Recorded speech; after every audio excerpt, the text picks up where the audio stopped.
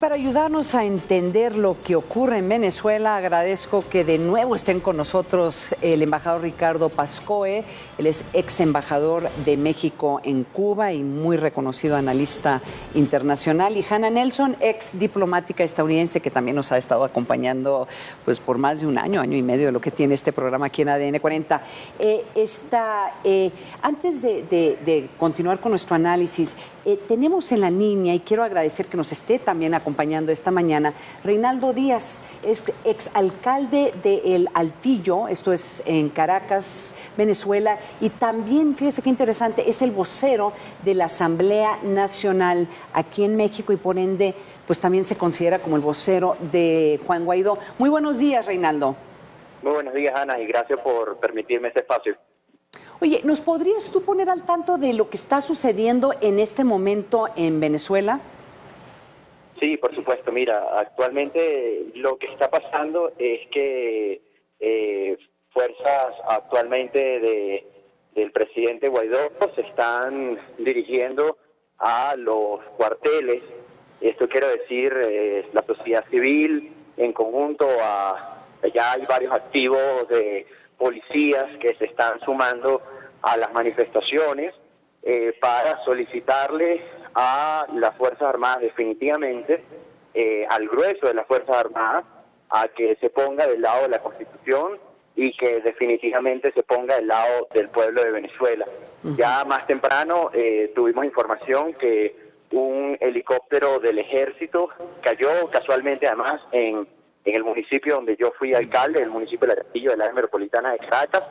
Se sigue investigando cuáles fueron las causas, pero es una mañana muy movida en donde los ciudadanos se van a ir en todo el país, en las 24 entidades, en donde hay algún fuerte, algún cuartel, algún espacio que sea de las Fuerzas Armadas venezolanas, del Ejército, de la Marina o de la Aviación, para poder presionar de alguna manera, conversar con los oficiales de ahí, de que ya de una vez por todas se pongan del lado de la Constitución. Reinaldo, ¿tú podrías describirnos cuál es la situación jurídica de la relación que tiene la Asamblea Nacional Venezolana que tú representas, Juan Guaidó, con el gobierno mexicano? Porque te hago esta pregunta porque tengo entendido que por lo menos en 36 países ya han ratificado embajadores que representan a Juan Guaidó. No es el caso de México. Entonces, ¿cuáles son las conversaciones? ¿Cuál es la relación de Juan Guaidó, de la Asamblea Nacional, con el gobierno de México en este momento? Bueno, mira, en primer lugar, México ha manifestado de que quiere formar parte de un diálogo y prestarse como mediador dentro del conflicto. Nosotros no criticamos esta postura, respetamos plenamente, simplemente creemos que actualmente no hay condiciones ni garantías que puedan hacer que Nicolás Maduro pueda cumplir ningún acuerdo. Sin embargo, entendemos la postura de México.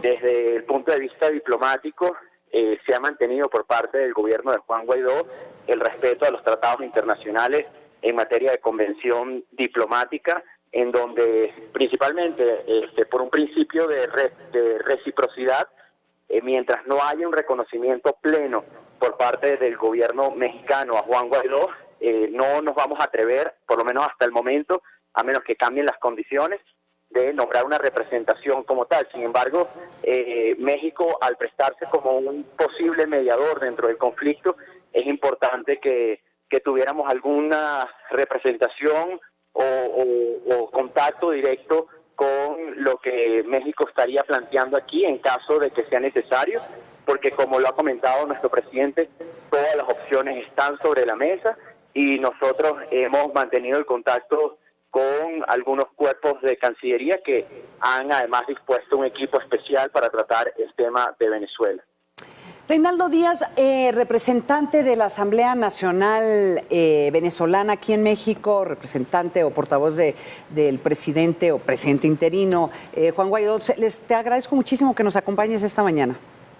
Muchísimas gracias, en verdad, y estamos completamente a la orden para tratar cualquiera de estos temas, aclarar muchísimas dudas de un problema muy complejo y de muchas variables que esto tiene entre el tema de Venezuela y todo este proceso de transición. No, seguramente va a haber mucho de qué hablar y qué analizar esta semana. Muchísimas gracias, Reinaldo Díaz. Gracias. Muchas gracias. Hanna Nelson, Ricardo Pascoe, reacciones a lo que acaba de comentar el vocero de la Asamblea Nacional. Bueno, yo diría que es una respuesta, en el caso de México, muy diplomática, de reconocer que México tiene otra posición con relación a Venezuela de casi el resto de América Latina.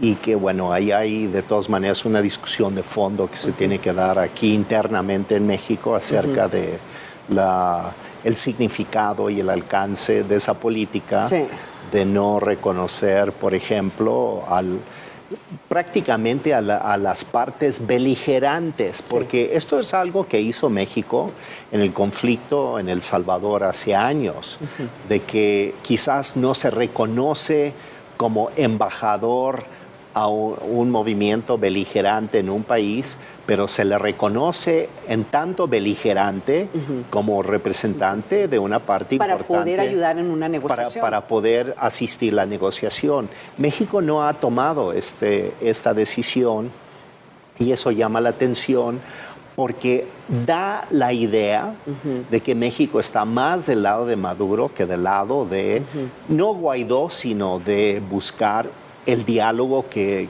se supone que se está buscando. Entonces, sin prejuzgarlo ni buscar mayor complejidad al tema, me parece que es una posición muy ambigua la de México. Pero tal vez es la única posición que puede tomar México ya a estas alturas con lo agresivo que ha sido Estados Unidos, con los últimos posicionamientos que ha tomado Estados Unidos en las últimas 48 horas, ya metiendo en esta ecuación no solamente la conversación, como lo vimos, entre Vladimir Putin y el presidente Donald Trump hablando sobre Venezuela, sino también una exigencia por parte de los Estados Unidos que Cuba tiene que sacar sus tropas y además ya la implementación activamente del Helms-Burton en contra de empresas que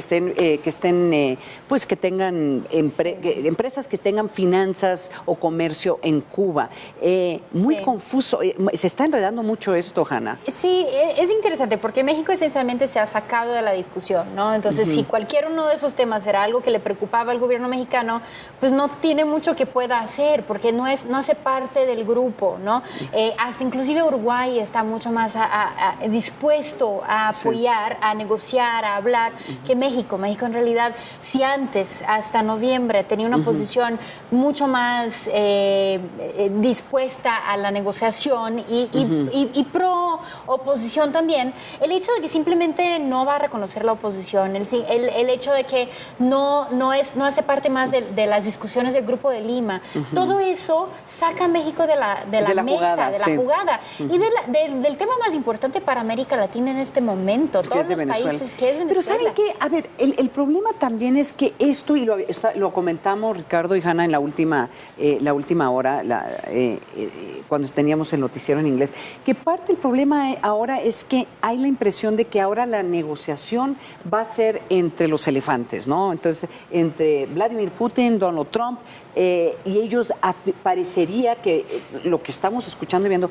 van a definir el futuro de Maduro. Entonces, meterse entre las patas de los elefantes, pues también a lo mejor no es la mejor situación para ningún país. Entonces, tal vez la posición de México ya a estas alturas, con lo que está pasando, pues a lo mejor es lo más realista, ¿no?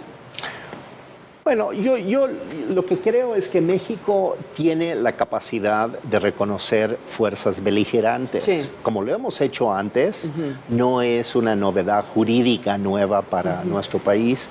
Creo que en ese sentido, una posición equidistante, si de eso se trata, una posición equidistante me parecería más prudente. que una posición aparentemente neutral o no intervencionista, pero que en el fondo se inclina hacia un lado, no es lo más prudente. Es que tú hace una hora en el programa en inglés hacías un comparativo que estamos en una situación muy similar de la crisis de los misiles, que es un caso que muchos de los que seguimos los temas de seguridad nacional seguimos muy de cerca. Yo lo uso como un caso de estudio en el Colegio de Defensa, pero descríbenos de nuevo por qué estamos de nuevo en esa situación, quitando el hecho de que pues no hay ahorita en la mesa una guerra nuclear, ¿no? No, pero hay una confrontación parecida, podríamos decir este-oeste, Sí. aunque es un poco mecánico eso en este momento, pero la idea de que los actores con intereses globales Sí. de todo el globo se metieron en un punto de conflicto. Sí. Y así fue en el caso de Cuba con los misiles, y yo por lo menos no había visto con tanta nitidez otro caso en América Latina hasta Venezuela, donde Claro. la táctica de Maduro y de Chávez fue meterlos a propósito. O sea, Como lo hizo el gobierno cubano en su momento. ¿Sí? metieron a Cuba, Sí. metieron a los rusos, metieron a, China, metieron a Turquía, Irán incluso, Hezbollah, pero por otro lado también dieron entrada a los cárteles del narcotráfico, a la guerrilla, especialmente ELN, que es una guerrilla que fue fundada por Cuba. Hay que recordar eso históricamente, no las FARC, ELN. Exacto, sí. Entonces, todo este enjuague ha creado un caldo de cultivo de un tema global. Entonces, cuando vemos que hay esa inclusión, e incluso con las confesiones Sí. de los funcionarios americanos, de que los rusos le dijeron a Maduro que no pudiera salirse del país, yo no sé si eso es cierto o no, Sí. pero digamos, anecdóticamente no suena del todo fuera de cómo están discutiéndose las cosas ahora. Oye, Hanna, un último comentario. Claro. Puede ser una estrategia rusa, al fin de cuentas, lo estamos platicando antes, puede ser una estrategia, a fin de cuentas, para lograr una posición más fuerte en Siria, ¿no? Porque Sí. Venezuela aquí es un pawn en el juego. Siria, Ucrania. Sí, entonces eso puede ser un tema mucho más de poderío ruso en otras partes del mundo, usando Venezuela como un cambio, un exchange. Sí. Moneda de cambio. Una moneda de cambio como fue en el crisis En de el los caso de- misiles. Sí. Hijos, qué interesante. Oiga, les agradezco muchísimo Gracias. los dos que se hayan quedado estas 2 horas. Hanna Nelson, ex diplomática de carrera del Departamento de Estado. Ricardo Pascoe, muchísimas gracias de Con mucho tenerte gusto, Ana aquí María. en la mesa. Y nos vamos a un corte, pero regresamos con mucho más noticias aquí en ADN 40. No se